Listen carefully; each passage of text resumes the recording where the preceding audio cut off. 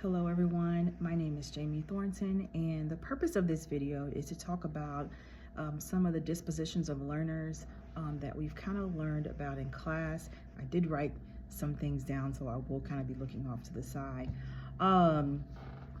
And first of all, looking through the different dispositions and doing the self-assessment, I feel like that was a little odd, unfair, because how you have to rank it, but I can explain. So one of the first ones that I put like number 1 on was professional conduct. And it's not that, I would be essentially like misbehaving or not, behaving with integrity. It's not that at all. And so when I was reading like the definition that is on the self-assessment, I stopped when it came to it includes punctuality, consistency, and a commitment to professional development. So, and it's only one of those things, and that was punctuality, because I am late a lot, and I'm working on it now, because I know that I can't go and do my practicum or my field experience and be late. So I already know, and I'm late everywhere. So that is something that I am working on now, and that is the only reason why I rank that as like the thing I need to like work on the most, and that's just being punctual. Everything else is something that I already do, and as a matter of fact, like going through all of these, I mean, not to like toot my own horn, but I already do a lot of this already. And again, I'm not boasting or bragging. It is just something that I already do. There's different levels to it, if you ask me. Now, the other thing about that, professional developments where I work, they are, if I can just be very honest, they sound good, and they could really work. But when we do a professional development, it all sounds great. The ideas, the process, it sounds great. Sometimes, things may not work, but then there are other great things that we could take and use. And then we get back from that PD, nobody ever talks about it. Nobody ever implements it. And it's just, nothing ever becomes of it. And I think that's very sad. But where I work at, and this is just where I work, I can't speak for everyone else, but that is what I've seen over the 7 years that I've been here. So that is it's a little unfair, and it does kind of, I don't want to call it a trauma, but it's just kind of like, oh, another PD, sounds good, because it feels like the organization that I'm at, it feels like they're just checking off a box, because no one ever talks about it after that PD. It's hardly ever even mentioned. So that is a little thing that I find that is unfair when it comes to professional developments. The second one that I put that I needed to work on was honesty. Now, I work with adults, okay? I am at an adult high school, so again, the demographics are different. I have people that are in their, 20s, 30s, 40s, and above. And so I can be honest with them on a level that may not necessarily work for children. So that is something also that I'm trying to work on, because I'll be honest and I'll tell you the truth, and you may not like it. Also, I feel like that is a tribute to this time that I am in my life, where the truth just comes out. And I was like, oh, I probably shouldn't have said it like that. So I do tell the truth. I am very transparent, but I think the level in which I do with different people does need work. And then the third one that I picked that I needed work on was dedication. And it is not that I'm not dedicated, but when I was going through it, it was the professional development is what kind of caught me again. I want to learn, I want to know new things and new techniques, and I feel like I could apply those. But because of the past that I have when it comes to professional development, it just is like they're just checking off a box.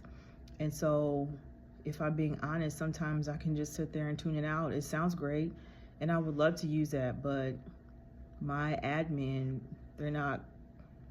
they won't support me if I do. So a lot of times we get pushback.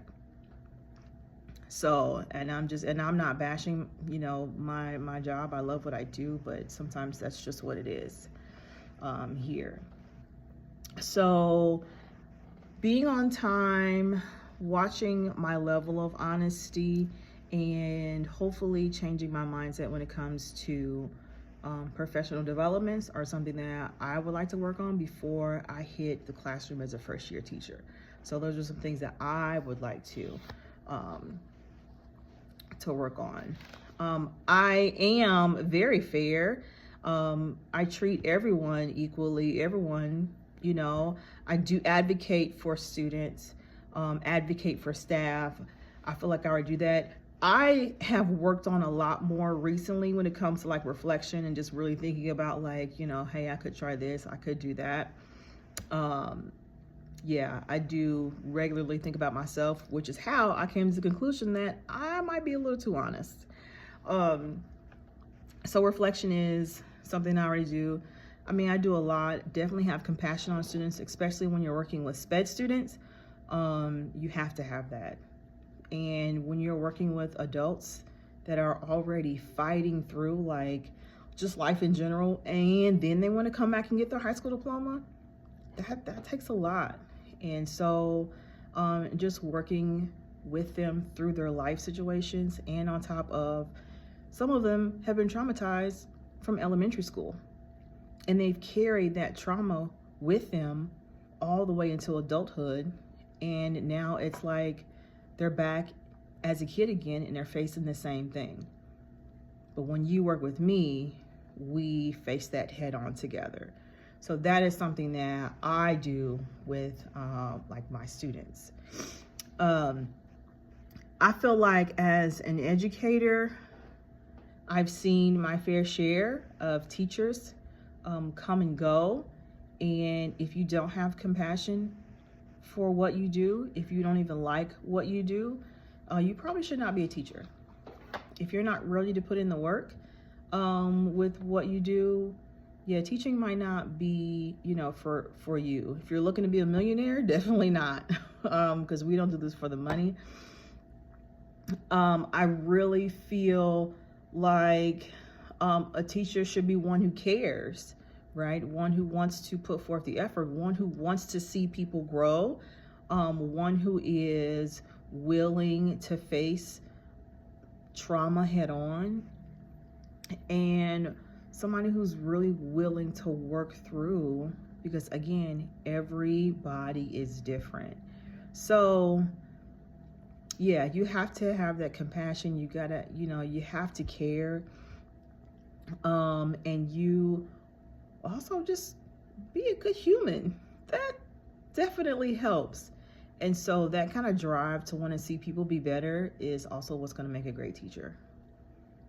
When you, and no matter where they start, no matter like whatever attitudes they have, it's like when you come in here, I'm going to encourage you, I'm going to motivate you, because your situation outside is not working, which is why you're coming here. And so since you chose to come here, this is what we're going to do. We're going to do A, B, and C, and also if your students trust you, they'll begin to tell you things. And so you start working with them. You start helping them face their fears. A lot of our students here are, one of the main things is public speaking. That's not something that I struggle with. So I encourage them and I help them and I push them to do it. Presentations is one of my favorite things to do. And so even when I'm working with my math students, I have them come up to the board and explain the problem.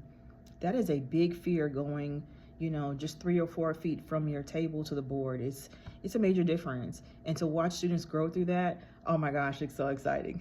To watch them be able to do a presentation, even if it's just explaining a math problem, watching their confidence, they just gain confidence.